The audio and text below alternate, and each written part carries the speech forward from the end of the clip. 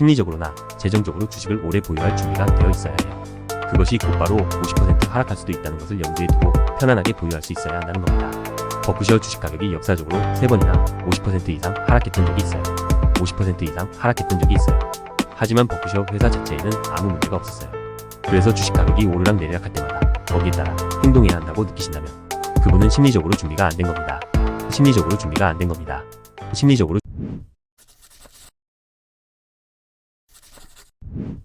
지금 당장 오늘 내일 다음 주에 주식을 사라고 권하는 건 아닙니다. 사실 주식을 살 시점은 개인의 상황에 따라 달라집니다. 하지만 제 생각에 주식을 산다면 아주 오랜 시간 동안 보유할 계획이 있어야 합니다. 농장을 산다고 생각하고 매일매일 가격을 확인할 필요 없이 심리적으로나 재정적으로 주식을 오래 보유할 준비가 되어 있어야 해요. 중요한 것은 주식을 언제 샀든지 간에 그것이 곧바로 50% 하락할 수도 있다는 것을 염두에 두고 편안하게 보유할 수 있어야 한다는 겁니다. 특히 주식의 저점을 맞추려 하지 말고 그런 기대도 하지 말아야 합니다. 그 누구도 저점을 예측할 수 없으니까요.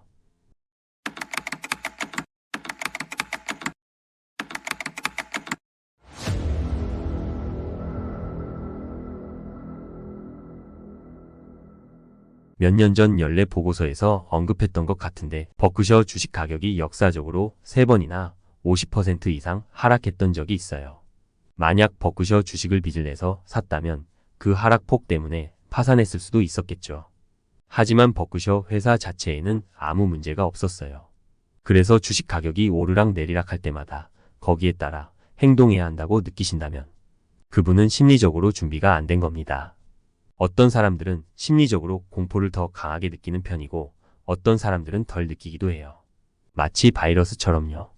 어떤 사람은 큰 충격을 받고 또 다른 사람은 아무렇지도 않게 넘어가는 겁니다. 저는 재정적으로 공포를 느껴본 적이 거의 없습니다. 제 친구 찰리도 마찬가지일 거예요. 하지만 주식시장에서 심리적 부담을 견딜 수 없다면 그분은 주식 투자에 적합하지 않아요.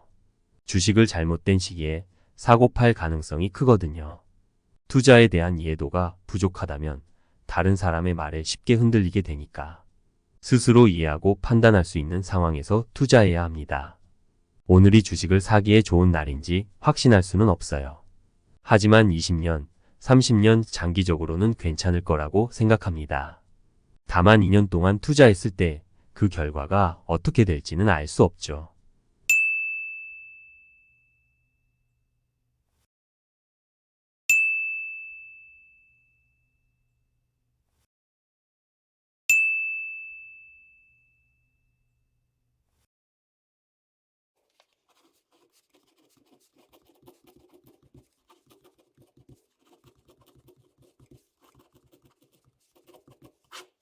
최근 몇 주 동안 일부 투자 전문가들이 장기적인 인덱스 펀드 투자도 더 이상 안전하지 않다는 얘기를 하고 있습니다. 10년 정도의 투자 기간을 고려하여 이 주제에 대한 생각을 말씀해 주실 수 있을까요? 제 유언장에 변동은 없습니다.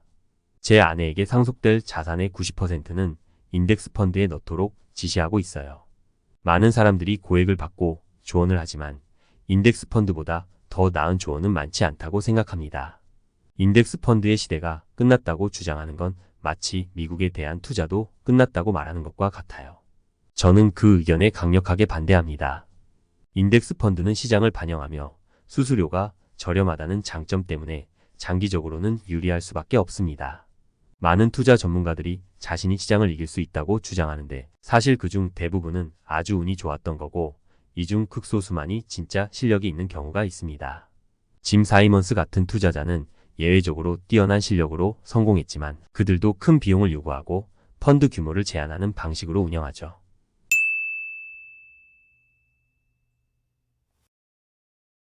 버크셔는 주식 바이백 프로그램을 시행 중인 여러 회사에 투자했는데 최근에 주식 바이백에 대한 반발이 커지고 있습니다.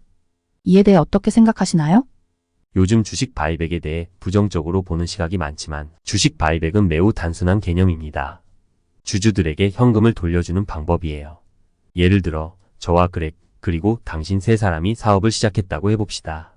셋 중 한 사람이 사업의 수익을 현금으로 받고 싶어 하는데 나머지 두 사람은 계속 투자하고 싶어 할 수도 있죠.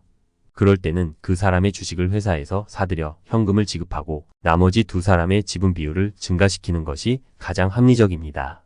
물론 회사는 성장에 필요한 자금을 유지하면서 주식을 사들여야 합니다.